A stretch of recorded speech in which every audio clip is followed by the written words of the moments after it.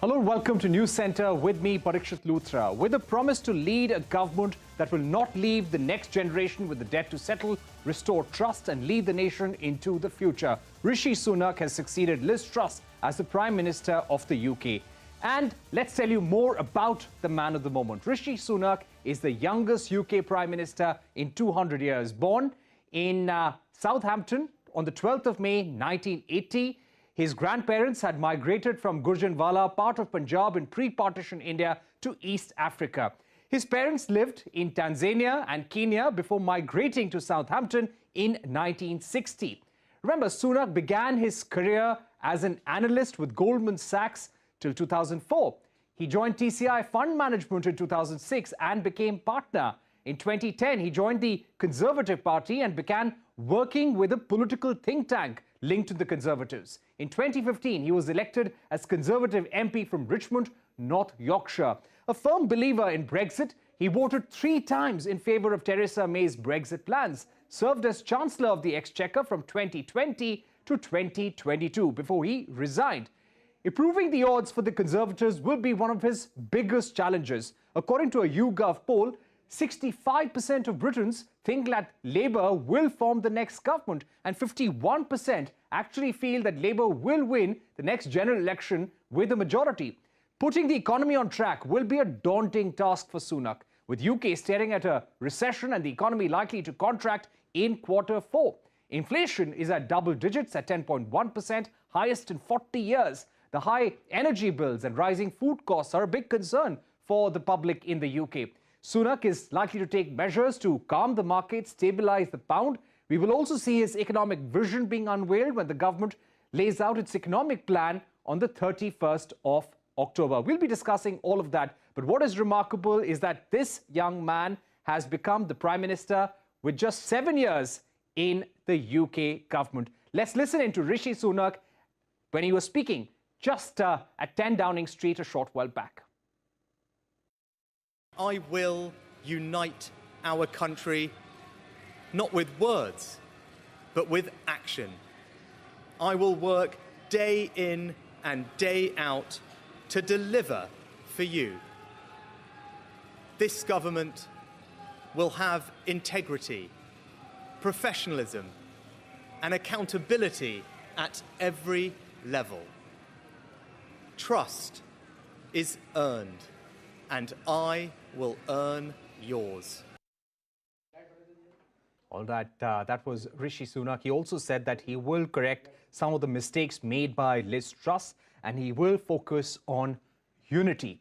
I'm now joined by Shashi Tharoor, Congress MP in the Lok Sabha and a renowned author, also the former Minister of State for External Affairs. Mr. Tharoor, thank you very much for joining us. How would you sum up Rishi Sunak's rise in UK politics and his road ahead? Well, I think it's extraordinary at multiple levels, Parikshit. It's extraordinary in terms of the fact that he is obviously a descendant of immigrants of a different ethnicity and race from the majority of English people, British people, and that is wonderful. That's a remarkable achievement. Second, there is the undeniable fact of his religion. He's practicing Hindu, very overt in his Hinduism, which is a surprise in a Britain which has an established church. Christianity is the official religion of the state as practiced by the Anglican Church. Third is the stunning fact of his age and experience. He was only elected for the first time in 2015. Within 3 years, he was a parliamentary undersecretary. Within 5 years, he was finance minister. Within 7 years, he's prime minister. I mean, you can't imagine such a narrative in India, where he'd be lucky at the end of 7 years to be having moved up from the backbenchers to be an MOS or something, but otherwise he'd be a backbencher. That's how our country is. I mean, I've just been through the experience of being considered inexperienced because I've only 14 years in elected politics. So you can imagine how, for us, these are all very valuable lessons we can learn, I think, that a country like Britain was able to do this. And one final point is it's undoubtedly linked to his ability and his merit, because Britain's just weathered a terrible financial crisis. The economy is in the doldrums. People are gripped by a sense of crisis and doom. The Prime Minister has resigned after the shortest tenure in history of any Prime Minister. And they're desperately looking for a safe pair of hands to handle the economy. And Right. here you have a guy who's worked on Wall Street, worked in the city, been a hedge fund manager, and had a pretty decent record as Chancellor of the Exchequer when he was credited with some of the innovative measures through which England managed the COVID lockdown and still protected jobs and industry. And so people, I think, in the Conservative Party told themselves, either we go for this guy and we overlook race, religion, age, whatever, and we leave it to him to stabilize the economy, or we have to face a general election in which we'll get clobbered because Labour Party is so far ahead in the polls. Right. That, I think, was the ultimate political choice they had to make, and they chose Rishi Sunak. Right. If you had to describe the major political challenges for him that lie ahead, in his opening speech, in his opening remarks to his party men and also to the media, he said unity and stability were two of the words that he mentioned. Do you feel that he will face issues in keeping the party united, in moving forward with his economic agenda as well? Because you have Boris Johnson's loyalists on one hand. The Labour Party is saying that he does not have the mandate, he does not have the credibility, and there needs to be a general election immediately. So do you feel that there will be a political struggle for him going ahead? No, I mean, there's obviously going to be political challenges, but the Labour Party calling for an election is predictable. They got clobbered in the last election, and they would rather not have to wait the full 5 years before the next election, whereas from the Conservative point of view, they want to use their rather good mandate and their good majority in the House to give themselves a better chance of coming back in 25. So my own view is that that call for an election is not going to be heeded by anyone, at least not in the short term. Sunak's first and most urgent priority is to stabilize the economy. And there, I think the verdict will be coming from three sections of opinion. One is Parliament itself, in particular his own party. The second is public opinion. And the third is the markets. If the markets rally behind him and say, okay, we've got somebody we trust to handle the economy, and on that basis, you see some encouraging signs coming out of the sort of numbers that are so indispensable for judging the value of the pound, for judging the interest rates, for judging how people are able to cope with their daily lives, then Sunak will buy himself a lengthier honeymoon. In the short term, I'm sure he does have a honeymoon. The political challenge, first of all, is really within his own party, much more than from the Labour Party. And that is that there is going to be a sense that some of the traditionalists among the Conservatives, who will probably never fully feel that Rishi Sunak is British enough for them, will be lying in wait for some sort of mistake, some sort of blunder that they can then go for the jugular. And amongst those, I'm sorry to say, would probably be his old boss, the man who promoted him to Chancellor of the Exchequer and backed him very strongly at the beginning, Boris Johnson, because Boris Johnson has evidently concluded that Rishi's departure from the Chancellorship of the Exchequer was what made his own resignation unavoidable. And therefore, there is a sense in the Johnson camp that Sunak betrayed Johnson, despite owing everything to Johnson, and that therefore the perception is that the Johnson camp will be waiting to go after him if he fails. Right. But I think Rishi Sunak has shown a tremendous amount of skill and adeptness at being able to manage all of these contradictions so far. And my own view is that I would probably back him to be able to pull this off in the short term. Right. Whether at the end of 2 years or 2.5 years, this is going to be enough to overcome the 38-point deficit in the public opinion polls that separate Conservative and Labour right now, that remains to be seen. Right. I think that Liz Truss's resignation was something the Conservative Party demanded because it was the price of their survival. Right. Rishi Sunak will be held to the standards of, if you are able to do a good enough job in the economy that most of us have a chance of being re-elected, we'll back you all the way. That's his task, if you really want to have it in a nutshell. All right. That's an important point. He needs to get the economic agenda absolutely right, make sure that public opinion is with the Conservatives, and he can allay concerns of the opposition in Parliament as well. Mr. Tharoor, I'd also like to ask you, we've seen the rise of Indian origin politicians across the world, most notably Kamala Harris as Vice President of the United States could well be the Democrat candidate for the next presidential election. And now you have Rishi Sunak as the Prime Minister of the UK. What does this say about the rise of Indians in politics across the world? you've actually left out two other examples. There's a Goan Prime Minister in Portugal, Antonio Costa, and we had a half-Indian Prime Minister in Ireland, Leo Varadkar, who's due, as part of a power-sharing arrangement, is due to come back to power as Prime Minister by the end of the year. So we're going to have the most extraordinarily, unexpected situation of an Indian origin Prime Minister in Britain negotiating with a half-Indian origin Prime Minister in Ireland on Anglo-Irish issues, including some of the ones that have been caused by Brexit and the complications across the Irish Sea for Northern Ireland. So it's an extraordinary situation, and I must say, for all of us who, as Indians, have witnessed the sort of colonial legacy close up and also studied it and written about it, it sort of sends a post-colonial frisson up my spine to watch all of these things happening. I think the diaspora has done remarkably well. I think in some ways it's true that those who emigrate abroad, by definition, are the harder workers, the people with greater ambition, the greater desire to succeed. They have to scale impossible odds in order to do well. And that's why perhaps they succeed so much, and not just in politics, the four examples you and I have talked about, but look at the others, the famous examples of a Satya Nadella at Microsoft, or a Sundar Pichai at Google, and the many, many other Indians who are heading so many top-notch American corporations, from Indra Nooyi at PepsiCo to Raj Subramaniam at FedEx. You've got a whole lot of Indians who are running the show because they had what it takes to demonstrate the ability to succeed. All that you need in the receiving society is a willingness to recognize merit and ability ahead of race and religion. And that's where Indians have been able to benefit in every case. Right. Also, this is a question that is often asked whenever we see the rise of an Indian politician in the West, or any other country for that matter. Will ties with India be any better under Rishi Sunak? You know, it's difficult to say. I mean, I think he has certainly got a very recent tie in the shape of his wife, who is an Indian citizen, and his in-laws are Indians, and they came and campaigned for him when he was running for parliament for the first time, and so on. So there is a close link there.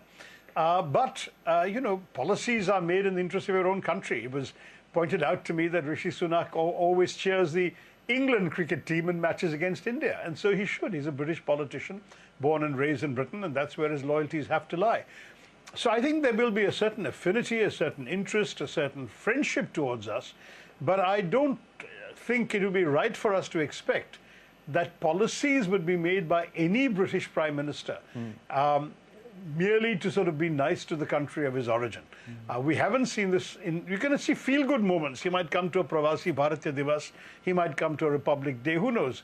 But he may not be likely to come to give us concessions on a trade agreement, to give us concessions on a defense deal, or whatever, because there he has to be negotiating in the interest of his own country, and any politician would be vulnerable to the charge at home that he gave away the store because of non-national interest factors. So he'll certainly be doubly attentive to ensure that he doesn't fall over backwards to please India, and I think we should expect that. Right. Do you think the Indo-UK trade deal could get an impetus with his appointment as Prime Minister? And the reason why I ask you, sir, is because there is a sentiment that UK must get its share of the pie in the trade deal. There must also be some amount of curbs on mobility of Indians from India to the UK for work purposes, for professional reasons. And what most recently Suella Braverman, the former UK Home Secretary, said, and she was in a way pulled up by the UK administration for that Indians are the largest group of overstayers in the UK. So how would he address that sentiment? How do you expect him to approach the trade deal with India at a time when UK is in so much of economic turmoil? Now, I think those concerns will remain on the table, and we'll also negotiate pretty hard from our side, because for us, you know, it's all very well that they want to sell us Scotch whiskey or automobile spare parts or whatever, but we in turn, one of our biggest exports has been talent, and we do want, for example, our students to be able to stay on after their studies, to work, earn some money, gain some expertise, and then come back to India. And we want the conditions that make it possible to do that. So there will be some tough negotiating. I don't see either side suddenly softening because there's an Indian origin Prime Minister. I think we have to understand that in our own country, we have national interests. We're going to negotiate trade agreements in our national interest, and they're going to negotiate trade agreements in their national interest. In fact, it takes the enthusiasm of someone like a Johnson saying we'll have the deal done by Diwali and so on. I don't think an Indian Hindu prime minister would ever use that kind of deadline, because it means a lot more to him than it does to the rest of his people. So please understand, I think we must give Rishi Sunak his space as a British prime minister and not keep pushing him as an Indian who happens to be in 10 Downing Street, or as I was tempted to call it, 10 Browning Street now. All right, so that was Shashi Tharoor telling us that mobility will be critical when it comes to India-UK FTA, and Rishi Sunak clearly has some challenges cut out. We're going to take a short break, but up next we will discuss the key economic challenges that Sunak faces as he takes charge. We will be joined by Richard Heald of the UK-India Business Council and also Professor Scott Lucas from University College Dublin. He will be joining us in just a bit. Don't go anywhere. This special show continues.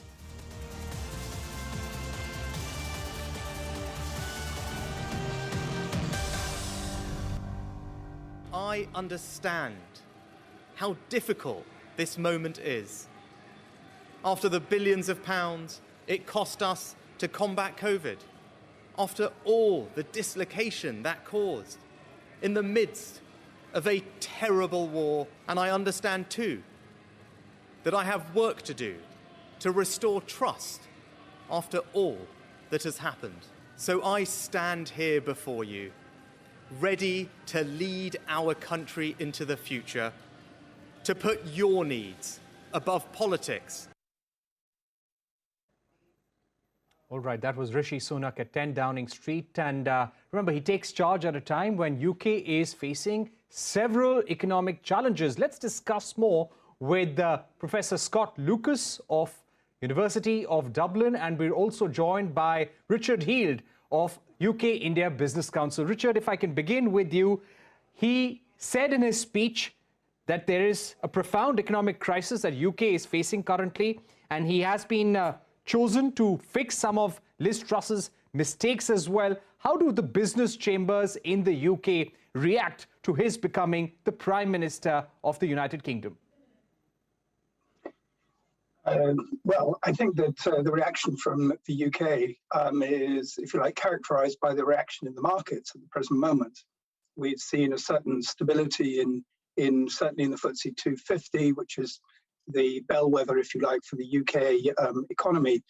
And also we've seen certain stability in the currency markets as well. So I think it's a good initial reaction, positive reaction, welcoming reaction.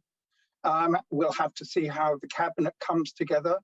But as you rightly say, his key focus has got to be to address the hole in the UK's finances at this present moment in time.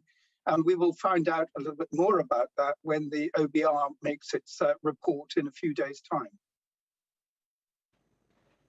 Right. 31st of October is what we will be keeping an eye out for. Professor Lucas, how critical is it for Rishi Sunak to put things back on track on the economic front in order to further solidify and strengthen his political position? I think Richard Heald points out that the first task, and Rishi Sunak called it stability, was to reassure the markets, to reassure the financial sector that there's some type of competence back in 10 Downing Street. But that's just a short-term measure, because here's, if you will, the broader context, the elephant in the room. And that is that Rishi Sunak cannot deal in the medium or long term, or at least won't be dealing with the fundamental problem, which is that the UK's position is damaged. The UK's economic position is damaged because of Brexit and the way that it has been implemented. Rishi Sunak is not proposing, of course, to roll back Brexit. He's not proposing to reconnect in a single market with Europe. And so all you can do is manage decline at that point. Here are the two most important words in Rishi Sunak's speech when you cut away all the political jargon: difficult decisions. Because Richard Heald referred to that £40 billion hole in the UK's budget. You can only repair that hole in two ways in the medium term. That is, you either raise taxes significantly, which will be difficult for the Conservative Party to handle. In fact, it will divide the party, or you have to cut public services. Austerity 2.0 after the austerity of a decade ago. The UK is entering its recession. It has its highest inflation rate in 40 years. 1 million more Britons will go into poverty in the next few months. And I'm afraid that Rishi Sunak will not cope with that because he actually, instead of dealing with the difficulties of Brexit, called it the opportunities of Brexit, and then said, you know, if there are problems, it's all because of the pandemic and because Vladimir Putin invaded Ukraine. Don't blame us for that. Right. Those are important points. Options, perhaps, to set the economy right would also be limited. And Richard, that is the next question to you. We've been seeing reports also from the likes of S&P that UK is in a recession. The next quarter, quarter four, is going to be a contraction of the UK economy. So keeping all of this in mind, how many options does he really have in his toolkit to set things right? Well, as Professor Lucas indicated, he has not many options to, if you like, close the gap. Obviously, he will be hoping that the commodity prices will continue to work in his favor. Certainly, we've also seen that the yields on gilts have declined to a certain extent. But these are all very minor issues that he will have to deal with.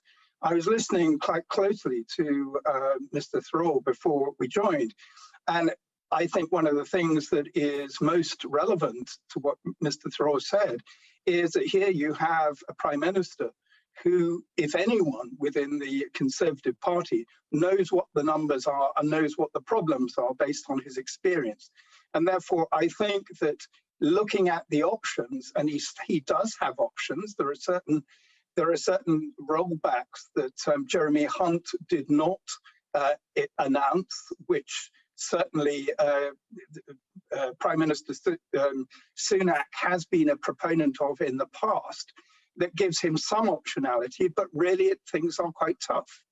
But absolutely, it is steadying the markets and returning the degree of confidence, which will have an immediate impact on the cost of funding that the government has to pay. Right. Professor Lucas, and I'll put final questions to our guests now. Professor Lucas, do you expect him to jump into that trade deal with India, or is he going to take some time, considering that he wouldn't like to be seen as giving concessions to India as a result of his Indian origin? The issue is that no one can jump straight into a trade deal. Remember that Liz Truss had promised that we would have the trade deal by Diwali yesterday. That's not going to happen because it takes months, even years, to negotiate a trade deal. And as you have seen in your discussions with Mr. Tharoor, the issues that are raised in terms of mobility, in terms of tariffs, in terms of the relationships between financial markets, in terms of health and safety regulations, these are issues that very rarely are concluded within months. They usually take several years, 4 to 7 years for a trade agreement. So even if I think Rishi Sunak wants to will a trade agreement, it's not going to happen imminently. And I'd give the broader point. Remember that the holy grail for Brexit was going to be the trade agreement with the United States. That's off the table, not going to happen. So the reality is that the UK, at least for the foreseeable future, has cut itself off from Europe and has no market to replace that. All right, we've run out of time, but Professor Lucas and Richard Heale, thank you very much for joining us here on Newscentre, giving us your view on economic priorities of Rishi Sunak. And let's see how he approaches the Indo-UK trade deal in the days to come. With that, it's a wrap on this edition of Newscentre. Thank you for watching. Goodbye.